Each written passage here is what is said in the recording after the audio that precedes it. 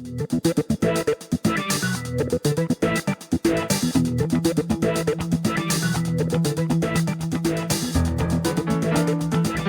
are listening to the SDSU Football Podcast, presented by the East Village Times, with your hosts Andre Hagverdian and Paul Garrison.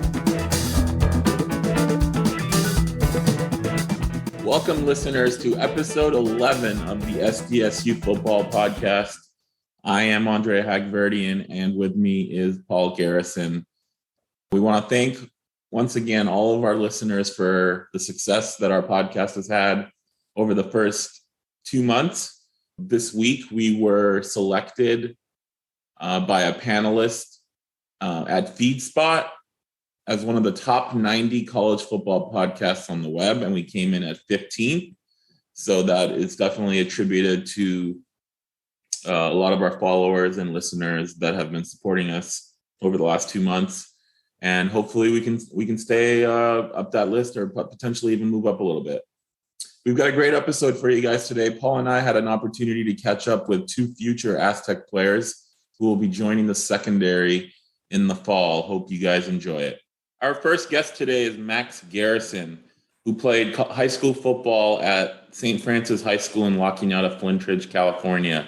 Max excelled on both sides of the ball, playing running back and safety, and earned all league honors on both ends the past 2 seasons, including being named Offensive League Player of the Year in a senior season. Welcome, Max, to the SDSU Football Podcast. How are you doing today? I'm doing great. Thank you guys for having me. So you were born in Pasadena. You went to St. Francis High School in La Cañada, Flint Ridge, which for our listeners who may not know, it's really close to Pasadena. It's by Glendale. Fun fact, I grew up in Glendale and went to Crescenta Valley High School, which is, I think, like 3 miles away from St. Francis. So definitely have love for the San Gabriel Valley over there. How did you end up at St. Francis? So, like you said, where I live at is literally down the street from Pasadena High School. And so my sister went to private school, so she went to Westridge, which is a small all-girls school in Pasadena. And then I kind of their late Coach Bonds, he kind of like in around 7th grade, kind of like I started like kind of contacting with him and being able to talk to him. And fun fact is my neighbors, my cross street neighbors, their sons went through St. Francis and they loved it. So I applied and then ended up, that was after I got to talk with Coach Bonds, that's really where I wanted to be at. So then I kind of made the choice from there and stayed all 4 years. Now, you come from a family of superb athletes. Your mom, Lisa, was a U.S. gymnast. Your father, Milan, played football and baseball at Cal Poly Pomona. Your sister, Summer, plays soccer at Illinois currently. How special is it that you get to continue that athletic legacy?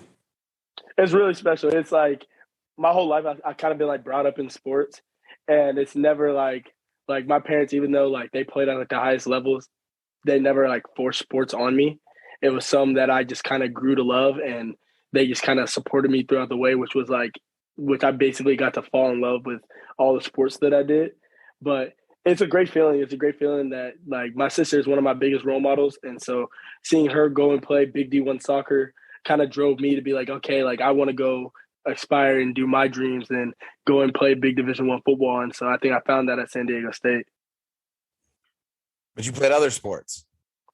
I did. Yeah. I mean, and very well. You were a preseason 2020, 2021 perfect game. They named you a preseason underclass All-American for the whole state of California. What position did you play when you played baseball? Any offers to maybe think about playing that? And have you ever thought potentially even playing at state? A football player did play both a couple years ago. So yeah, I played in the outfield. I played left. I played basically the whole outfield, but mostly left and center. I did ponder it, wanting to play in college. I didn't have any baseball scholarships. It was all football. But for a while in my recruiting, I thought about playing both. And then kind of how it came down to it is I just I didn't get any offers for baseball, and football's my passion. It's what I love to do. I love baseball, but football was always just edging it out. So it was like once I kind of my college decision was based off of where can I go play football at. It wasn't like, oh, I can play both. And so, yeah, trust me, I pondered it, wanting to play in those SDSU threads on Tony Gwynn Stadium. But it was kind of one of those things that was just like, if I had the opportunity to, I definitely would have considered. But as it is right now, I'm a full football guy. Yeah, I think San Diego State baseball, they have the sickest uniforms around, man. They're incredible. 1,000%. Now, it's not uncommon for a D1 scholarship athlete to excel or to play both sides of the ball in high school. But you didn't just play both sides of the ball in high school. You dominated on both sides. In fact, were more decorated on the offensive side. What was it like to be able, and how fun was it to be able to play both sides and do it at the elite level that you were able to do it at in St. Francis? It was great.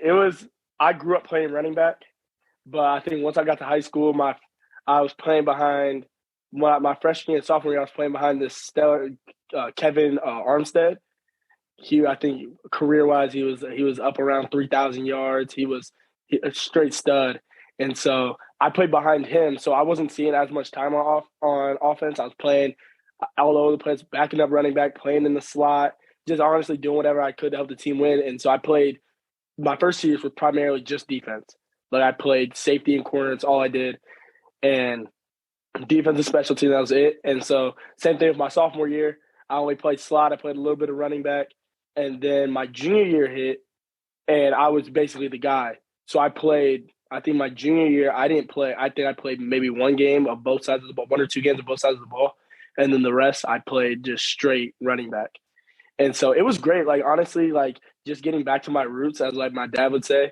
And it was just like, I just had fun with it. I just took it as this is probably going to be the last time I'm ever going to be able to play this side of the ball. Like not seriously, but like full force and not really have to worry much on defense.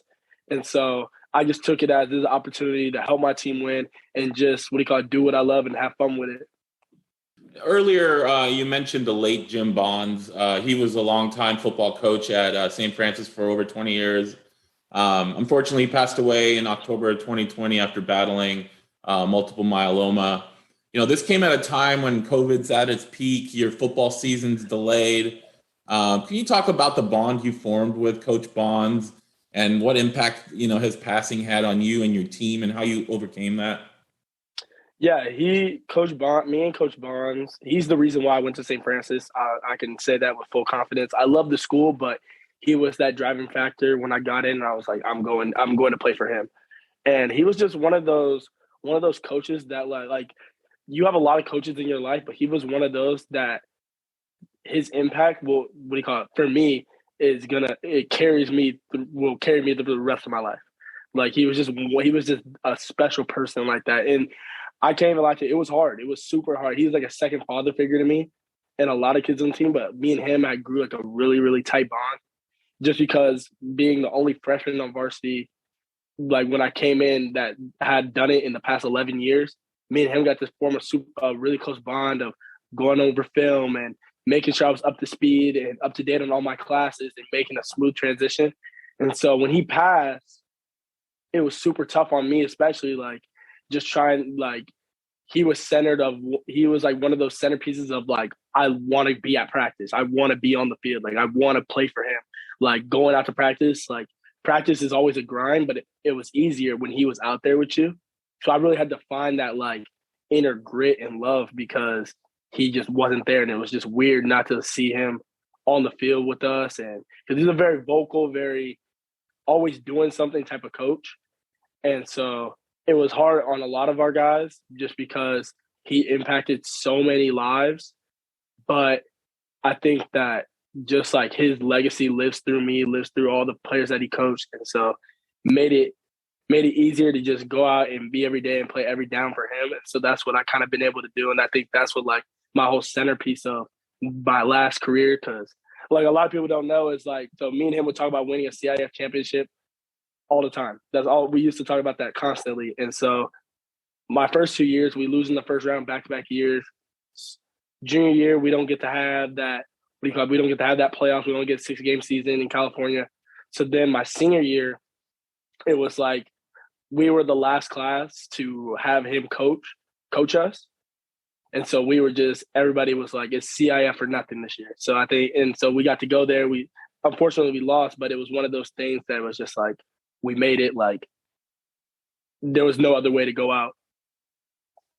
I had a chance to catch up with James Escarcega this morning to talk a little bit about you. He's a accomplished writer. He covered you in high school, and he said that he thinks, the reason why you and Coach Bonds had such a good rapport was that Coach Bonds saw a little bit of himself in you.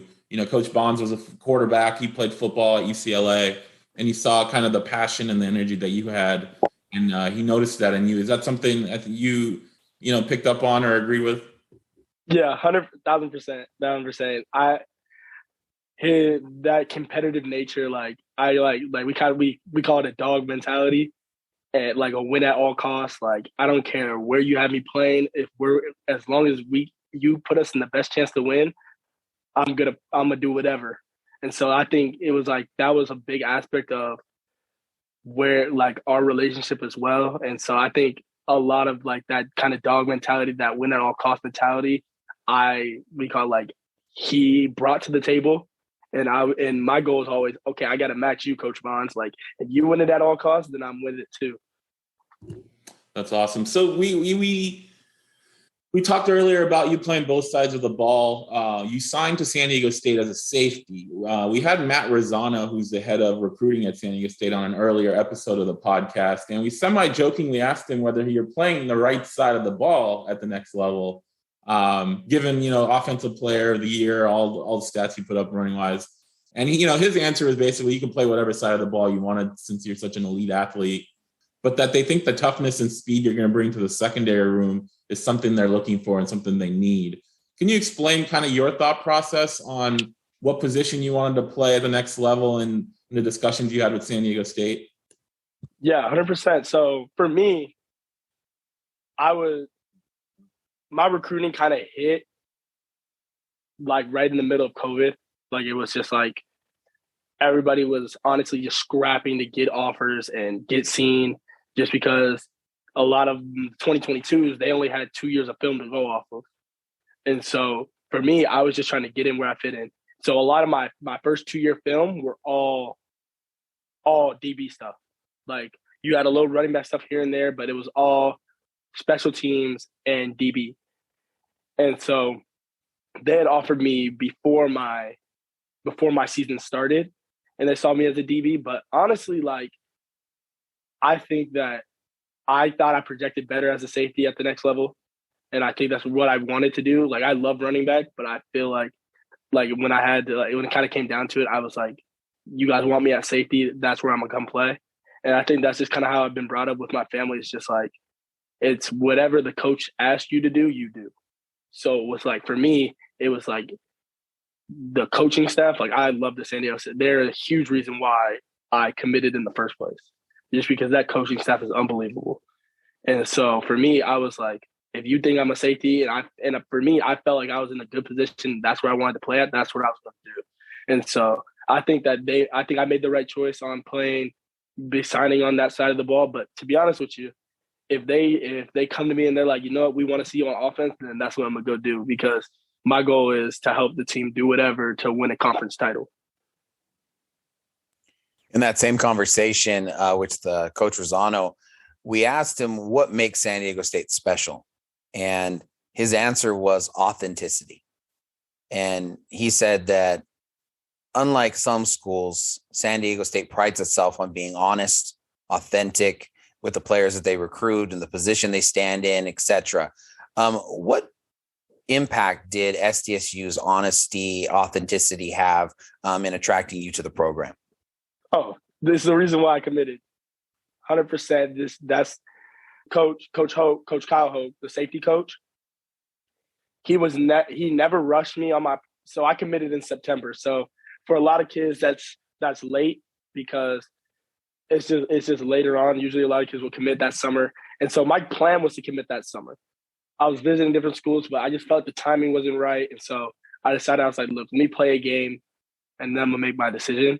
And the whole time, he never rushed me. He never was like, there's a timeline on when you have to commit by. He was like, look, you make the best decision for yourself. And if that's us, then I want you. But you make the best decision for yourself. And I think after that, they just kind of won me over. And I was just I think they're the most honest school that recruited me throughout my whole entire recruiting process. And so after like being able to talk with him like that and him being like, this is where we see you, this is how we feel, this is where we're at, this is how many guys we've offered, this is how many guys we're taking, I was like, there's no way I don't want to come and play for these coaches. That's great.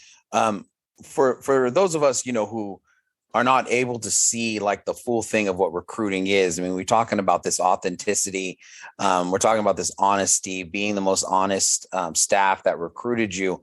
Unfortunately, that means they have to contrast themselves with people who may not be as honest, may not be as upfront. And, without naming any schools or any people by name, could you tell us about maybe an incident in recruiting where you kind of thought to yourself, man, that guy's not being as upfront with me as I would like him to be?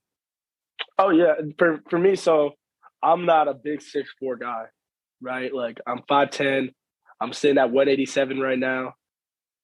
I'm not the biggest guy, but there's definitely some big time schools that went on visits or whatever, or just talking with them, seeing my film, and them telling me, "Oh, we love like how you're doing, like how you're working out and stuff like that," and then passing on me and taking two other guys. And so it was more so like for me being one of those, not a big time recruit, but more of like that middle 3-star recruit is where I was on that kind of second wave where like a lot of those Power 5 schools or big name schools were taking the 4 and 5 stars. And I was on that second wave. They didn't go there. So there was a lot of schools that kind of like would show love and then go straight cold on me. But San Diego State just never did that. They were always just, hey, Max, here's where you stand forward. And Coach Ho, after they offered me, he was one of the most persistent coaches, talking to me every week. I had coaches texting me every week. And what solidified it for me was after I committed, I think on game day, I had almost every single coach wish me good luck before the game, like well before the game. Not like some right before the game, some the night before, some early that morning. And so for me, I was like, I know I made that right decision because these coaches truly care about the person I am. You come to San Diego State with a very strong and talented safety class with Josh Hunter and Eric Butler. Both are also from Southern California. Josh, they're probably from the two best secondaries in California. How familiar are you with their games, and have you had a chance to connect and build any rapport with them?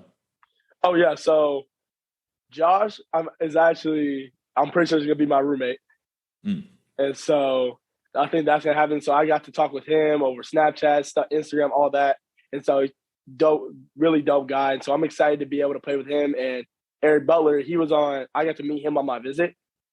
And so I got to build a rapport with him. And so I think our safety class is really one of the strongest out there. And it's not just our play on the field. It's just like the type of people that are coming in. And so I've gotten to really kind of build a relationship with those two. And so I'm really excited to see what we can do. I feel like our class is really a game changer. How familiar are you with the 3-3-5 defense and potentially fitting into that nickel, that warrior position?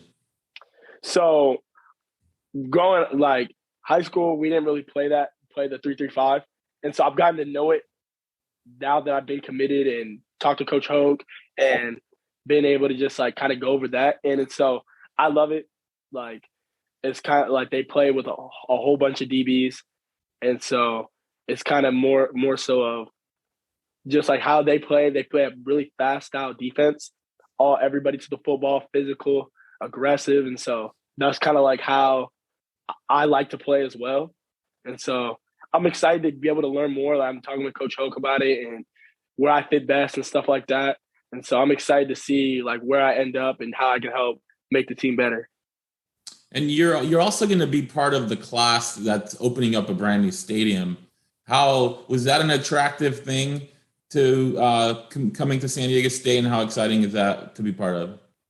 Oh, it's a big one. Like you don't think like it would be like, oh, like a big attractive thing when you're recruiting, but then when you like really think about it, for me, I was like, oh wow, like this is gonna like the stadium's gonna be legit. We got to like visit it on my official visit, kind of like how it was like setting up. Like they had all the stands up pretty much, and it's gonna be sick. But it's especially great just to be a part of this class that gets to open that up, kind of like a stepping stool.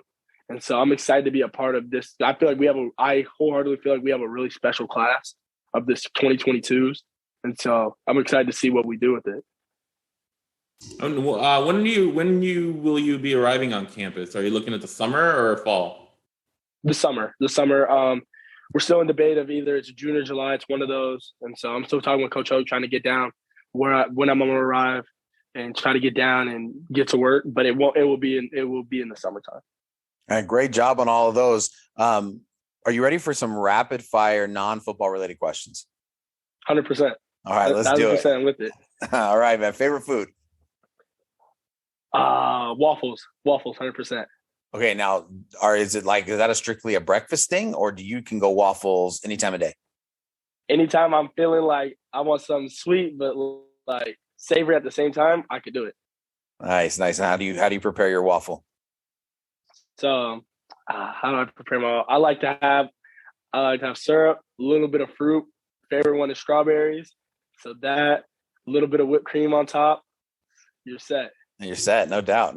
So I assume you've been to Roscoe's, obviously. Oh, that's a staple here in Pasadena. So, yeah. So funny story about that is, so through my 4 years of high school, there is multiple game days where we're a Catholic school, so we have like Catholic holidays off. So there's multiple game days that we will have off, and as a team, we will all 50 of us will pack out Roscoe's. We'll go in the morning, check in, like we do a little check-in thing. We do like a stretch, make sure everybody's up, and then basically the whole team will go and pack out Roscoe's. That's great. And what is that, like a tradition there, or did you guys start that? They started it like my freshman year. They kind of like started it a little bit, and like we did it a couple times. But my sophomore year, like that senior class of 2020, like we were all a super tight knit group. So they kind of started that, hey, let's go to Roscoe's, and like kind of word got out the first time. So it was only like 20 of us that went that first time, and then the second time we went, like 2 weeks later, it was, I kid you not, almost the whole entire team in this little itty bitty Roscoe's. Right. And they're having to feed all of us. So it was like good memories that I think about. Oh, that's amazing. What is your favorite movie or TV show? Favorite movie? I'm a bit like old type of deal. Rush Hour. Rush Hour's one up with Chris Tucker. Yeah, that's one of my go-tos. One of my favorites. That's a great one. How about musical artist or group? So I'm a hip hop guy. Between like all-time favorite is like Drake. Like he's one of my all-time favorites, just like his flow. But like right now it's between like NBA Youngboy and Rod Wave. Those two are like kind of my top front runners. That's what I listen like pregame, chilling. Those are my top two. I think you're gonna enjoy your teammates. A lot of those same answers as we've talked to different players. Yep. How about professional athlete? On the girl side, Serena Williams. Like she just has some dog mentality to her that is just like no other. But I think for me, Odell Beckham, I love his style of play. Kind of like a fast pace, like a little bit flashy, but like he's like he's a hard worker too. Mm-hmm. And so I really like how he represents his game and how he's gone with that. So then when he was able to break free and come to the Rams, and then obviously they win the Super Bowl. I mean, how much were you following that and into, his process there? So one of me and my buddy, me and one of my best friends, we're big Rams fan. And so one of their so I kind of became a Rams fan, like when they came back. And then somebody that I trained with, David Long, he played. So he's one of the guys in the secondary there. So I got to train with him all summer of 2020, and he's a Pasadena guy. So I kind of grew up watching him. So when he was there, it was like, I'm a Rams fan for sure. Yeah. And then when Odell Beckham, signed with them, I forgot where we were at. We were somewhere. I think we were at school, and we all were just like going crazy about it because it was like, for me, I was like, that's a big get. He need to get out of Cleveland, so it was good. Yeah, it worked out for sure. When you're not playing football, what are some things you like to do as like a hobby? Video games for sure. I love to play video games, but a big thing for me is I like to spend time with family. Me and my family are super tight knit, so I like to spend time with family, spend time with my friends, spend time with the girlfriend. It's just like a whole combination. Yeah. Is there any like family tradition, something that you all kind of like is something that you guys do? So me and my mom, sometimes my dad too, but me and my mom have a big thing. Like usually after games on Friday night, depending on the outcome, sometimes I like to distance myself from football, but most of the time, me and my mom I'll wake up, I'll come home from practice at like 10:30, 11, and we'll sit there and watch college football for the majority of the day. And so that's a big thing that me and my mom, something that we've done over the years. That's awesome. Jim Escarcega called your mom a football mom. You know, something you wouldn't expect, that like she knows the game and she will get into it with you. So we're looking forward to the games, seeing your mom cheering on the sidelines and having discussions with her. Oh yeah. Oh, she's if you look up a typical football mom in the dictionary, my mom's face will pop up. Like she's the best part is, so early on in my career, I don't have a lot of body fat on me. So during games, I would work myself so hard where I would cramp up. Mm-hmm. And so my mom would find remedies and stuff for me to not cramp. So for a while, I was drinking little pickle juice shots on the sideline. And so our trainers were like, "Where did you find this stuff?" I was like, "I don't know. Talk to my mom." Because she was on top. She was always on top of it, making sure I have my electrolytes. Same with my dad too. Those two would be in his little office and just going at it like, okay, like what we got to do? What are you going to eat today? And stuff like that. And so we kind of like made like a regimen of like, okay, I got to eat double the dinner this day, just so then I can, just so I can have energy for the game and enough. So like my body would just burn off all the calories and stuff and not not make myself cramp up. So yeah, typical football mom. She knows the game really well. Her and my dad, those two are typical football snobs. They know exactly what's going on. They know what position I'm doing, what I'm doing, how I'm doing. Never shy away from like, hey, like what happened here and stuff like that. So that's great. And I'm not exactly sure it's because you have low body fat. You were a workhorse in high school, man. Yeah. Like you were never off the field. Your coach trusted you everywhere. I think we talked to Coach Deacon one time, and that's what he said. We asked him about players who play special teams in high school, and he says, the people who play as often as you do, he says, that their coaches trust them. And so I think that, just your usage is what made the cramping happen and how hard you played more than anything else. But I appreciate the modesty. Yeah. Have you given any thought to potential majors at San Diego State? Yes. So I want to go into psychology, sports management, and some business or kinesiology field. My goal is I really want to be a sports therapist, a sports psychologist. It's a really up and coming field. Mental health is super important right now, and it's being talked about more and more and more. And so I think that's a field that I think is going to be in the next 5 or 6 years going to be on the really up and coming in needs of it. And so especially that I played the game, that I really want to be able to know more. I'm taking a psychology class right now, just so I can know more about people, know more about the brain, and know more how I can help different athletes in my position deal with that stress and anxiety and even depression in that sort of sense. That's incredible, man. Well done. Thank you for the interview, dude. It was so good. Thank you so much. Thank you so much for having me. I had a great time. Yeah, we appreciate it. We look forward to seeing you out in the field at the new stadium in September. Yeah, 100%. I can't wait to get out there. Our second guest is Josh Hunter, who will be joining Max Garrison in the secondary at San Diego State in the fall. Josh played high school football at Modern Day in Santa Ana, California, where he played safety for the number one team, not just in California, but across the country. and he was named Trinity League MVP for his stellar play in the secondary. We want to welcome Josh Hunter to the SDSU Football Podcast. Thanks for joining us. How's it going today? Going great. Thanks for having me. So you live in Temecula, but you go to Mater Dei High School in Santa Ana. How did you end up at Mater Dei? And is it true that you commute 70 miles in a van to get to school every day? Yeah, it's true. I got to go to Mater Dei through first, like knowing how competitive that league was something that I wanted to be a part of. I was lucky enough to be able to go there through their forvert program. That's what I played going in. And then they thought I had a chance to play. So I just took a leap of faith. I mean, yeah, I go there. For the van, it's like we call it the IE van. So there's more kids. I'm not the only one that lives far away, but we all meet up in Corona and we take a van to school every day. So that's made it a lot easier on my parents. And is that everybody in the van is going to Mater Dei, or are there different stops along the way? Everyone's going to Mater Dei, but so there's kids coming from Corona, kids coming from Narco, all over the IE area. So. Got it. And then how long is the commute and what do you do during that time? Commutes, it's like an hour 15, depending on traffic. I just do my homework. I try to get most of that done as much as I can in the van and then catch up on some sleep. We get some early mornings.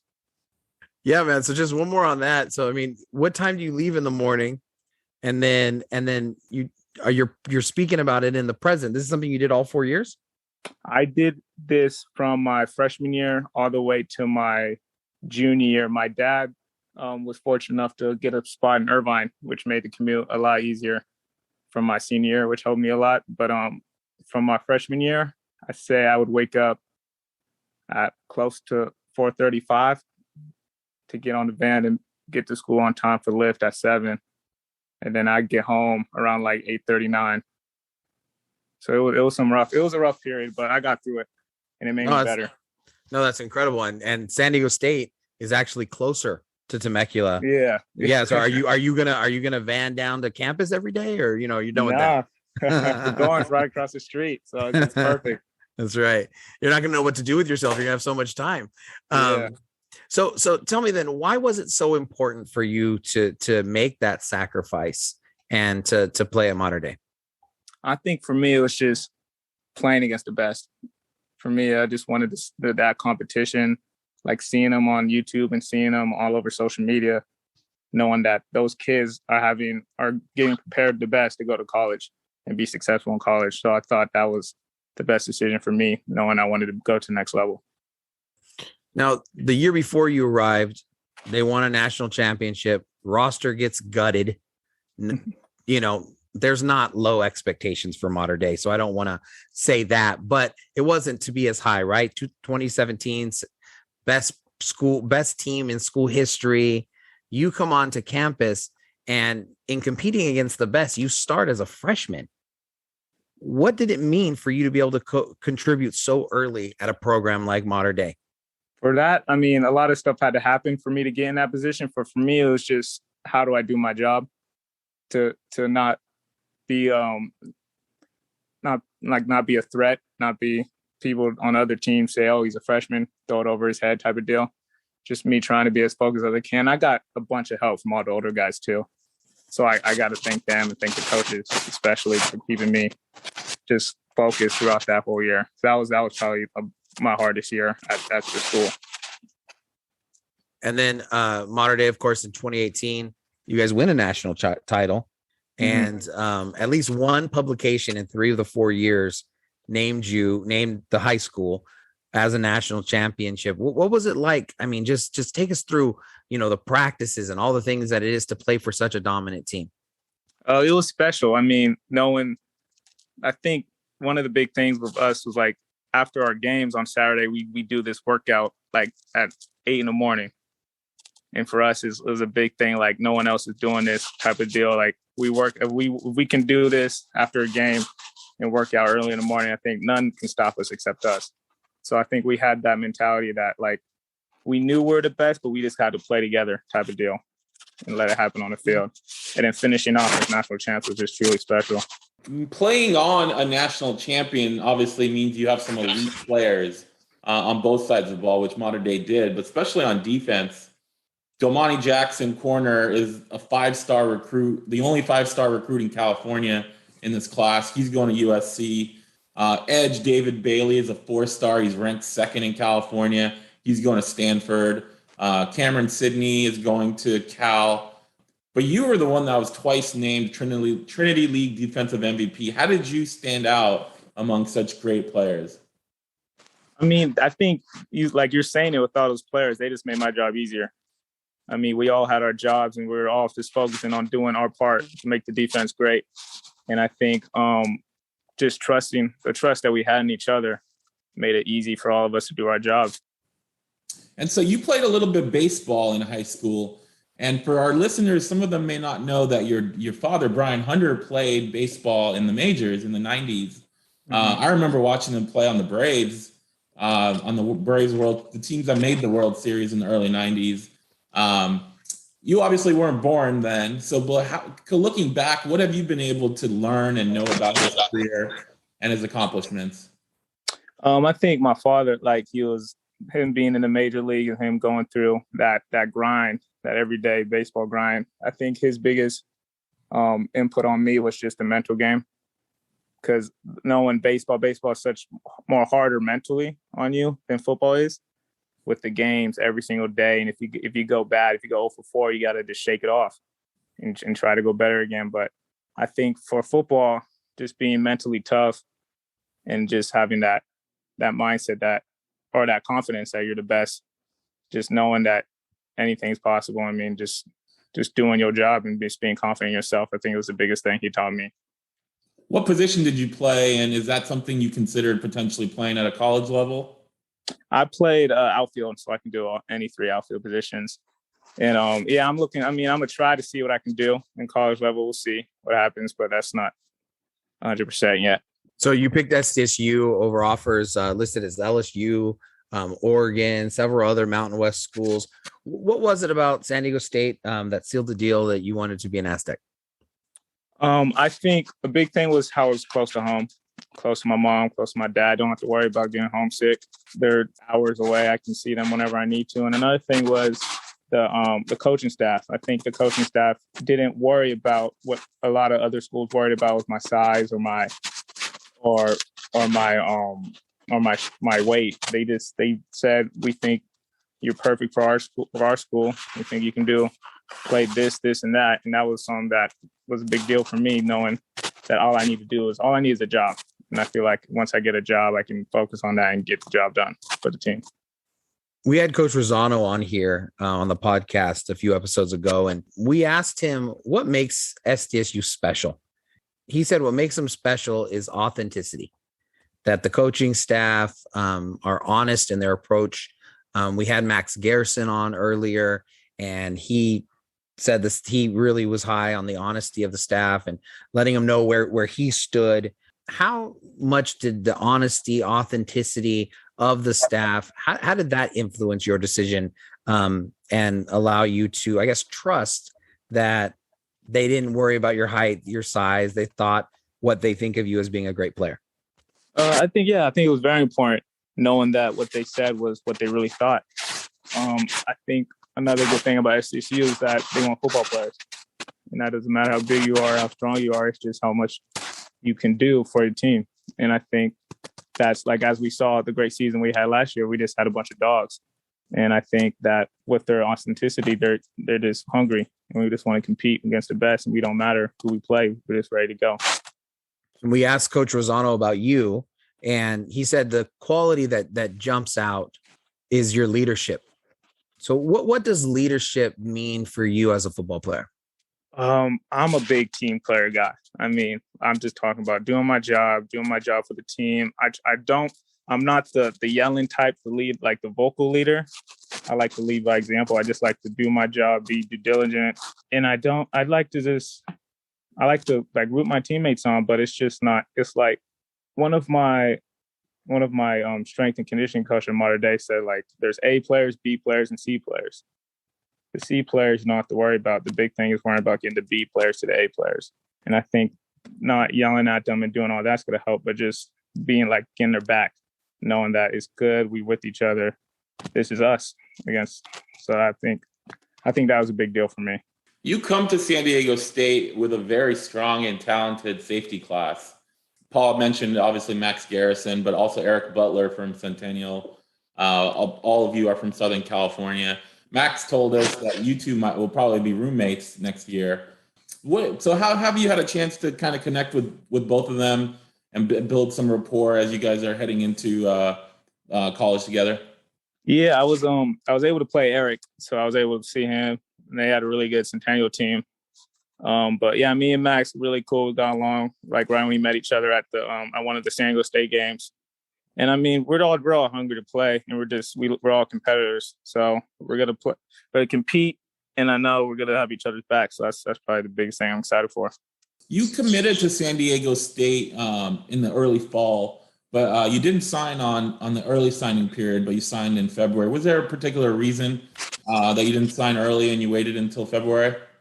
Yeah, during the main official visit on December 12th, before the first signing period, I had my state game, so I wasn't able to go on that official, and I wanted to get my official over with before I signed, so that really just pushed everything back for me. Got it. And the Aztecs play a 3-3-5 defense. So how familiar are you with that defense, and where do you see yourself fitting in position wise? I'm not familiar with it as we play some different at modern day, but I love how they have the extra DB on the field, able to go side to side, especially with how the offense is doing a lot of spread and empty nowadays. For position wise, I'm open to anything. I mean, the easiest way to get me on the field. I'm not keen in on one position. I'll do whatever the coach tells me to do. You're going to be part of the first class that's going to open up the new stadium. Not a lot of new stadiums being built anywhere. And the fact that you're going to be part of that historic group, how exciting is opening up Snapdragon and being part of that first group? Oh, it's really exciting. I mean, it's something special that we got to back up. I mean, that's really how I think about it. We just got to make sure that we're doing our part and hopefully getting that first victory in September. And then as you're starting San Diego State, what are some goals, priorities for you, things that you're thinking about to get yourself off to the start that you expect for yourself? I mean, get to know the teammates, hopefully get them to know that I'm a team player. I'll be there whatever they need me. Mostly just letting them know that I'm got their back no matter what. Personally, just trying to make some type of team, hopefully special teams. I don't know. I'm open to anything. Just going in there to compete, just trying to become a better player every day. And when does that competition start for you? Like, when are you going to be enrolling and getting on campus? I plan on enrolling in the first June period. So early June, I'll be on campus. Are you ready for some rapid fire non-football related questions? What's your favorite food? Favorite food is lobster. Okay. We haven't heard that one before. That's a new one. I like it. Favorite movie or TV show? Movie is Goodfellas. Okay. TV show, I like Friday Night Lights. Nice. We had someone else say that recently. I can't recall who that was, but yeah, that's a popular one too. Favorite musical artist or group? Favorite musician is probably Kendrick. You like the halftime show at the Super Bowl? I loved it. Yeah, that was awesome. Yeah. Favorite professional athlete? Deion Sanders. He was fun to watch when he played. I mean, he played baseball too. I think he played with your dad. Yeah. I have a couple pictures with him. So yeah, he's a super awesome guy. Yeah. Favorite hobby outside of football? I love watching movies, like the old movies. I'm watching Taxi Driver right now. So I love watching movies. Nice. And then in terms of what majors are you looking at San Diego State? Right now it's international business for me. I'm probably minoring something else too. Cool. That's the rapid fire. We want to thank you for joining the podcast. We appreciate you taking the time. We look forward to seeing you when you get to campus and get on the field in September. Oh, thank you so much for having me. Paul, we had a chance to catch up with Max Garrison and Josh Hunter, two incoming freshmen in the class of 22. What were your main takeaways from talking to them? Well, I think the main takeaways is how competitive both of these kids are. Both of them talked about wanting to do whatever they could to get on the field, spoke about special teams. They spoke about being Aztecs. They want to win, and that's the reason that they're going to San Diego State. So that I think was the first thing that jumped out to me. And then I thought both of their answers talking about the authenticity of the coaching staff at San Diego State was pretty neat. It's horrible that we live in a day and age, or maybe I'm just naive. Maybe this has always been the case, but it's horrible that we live in a day and age where these kids know that they're being lied to by these, grown men who are probably all millionaires, and, they have no reason to lie to these children. And yet that's what they do.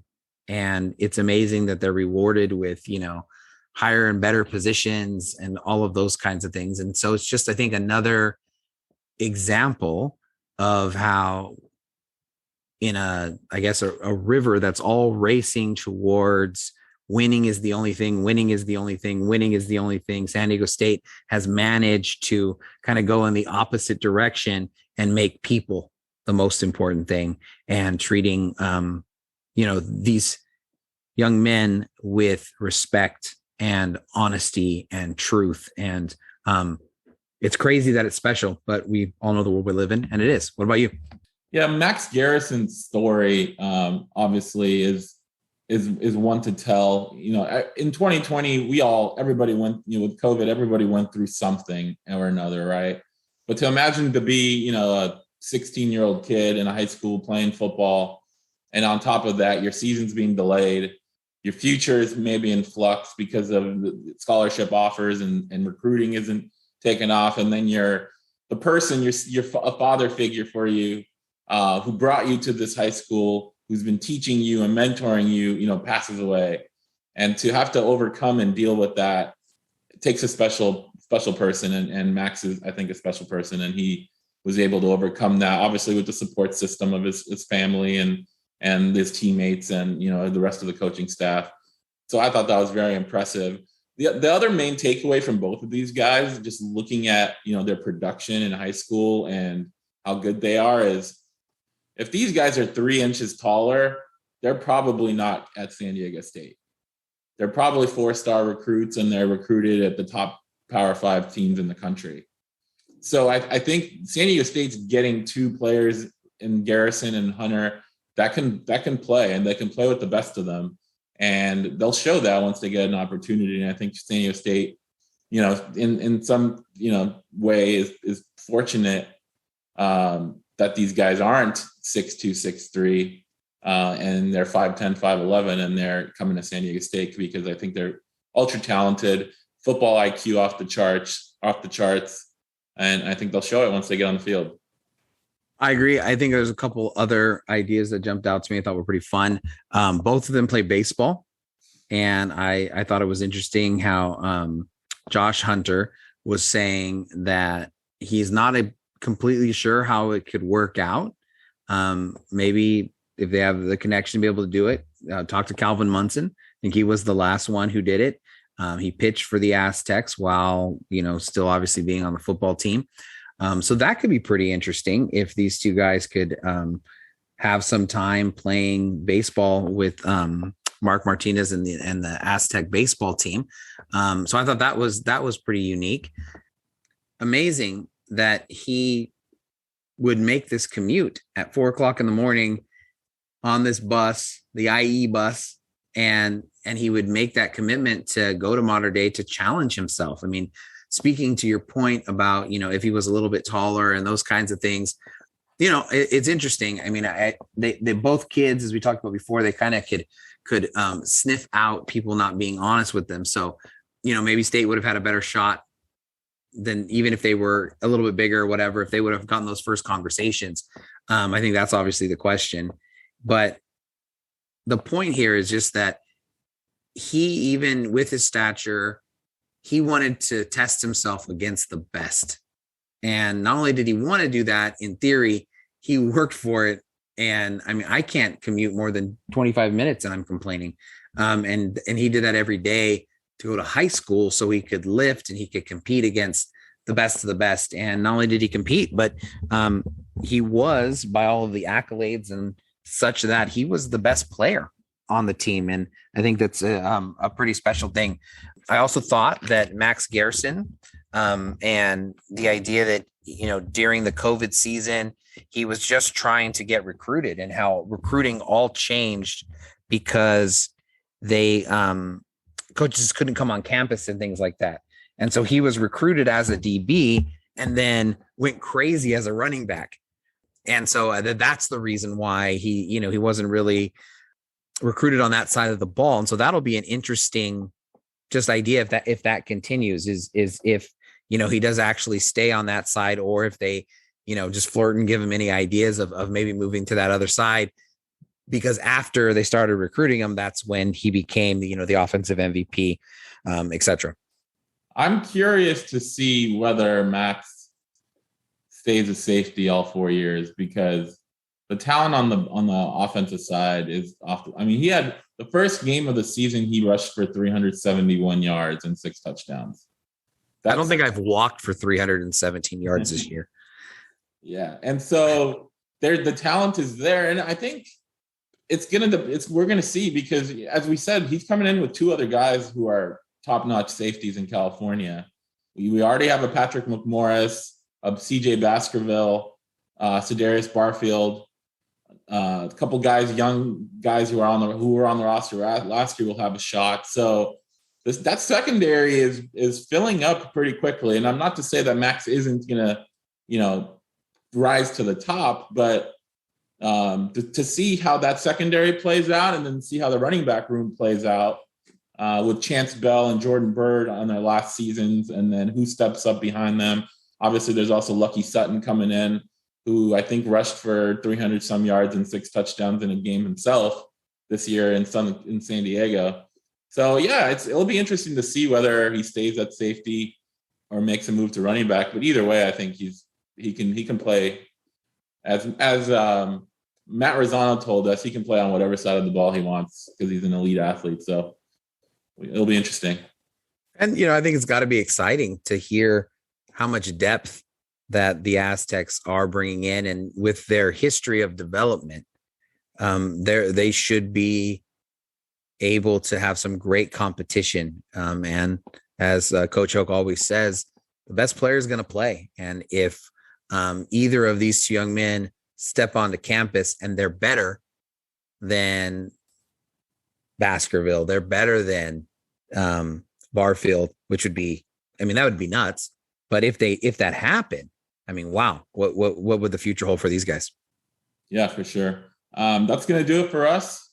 Hope you guys enjoyed this episode as much as we did. Make sure to hit the subscribe and the follow button on whatever platform you prefer to listen to your podcast, and we'll talk to you next time.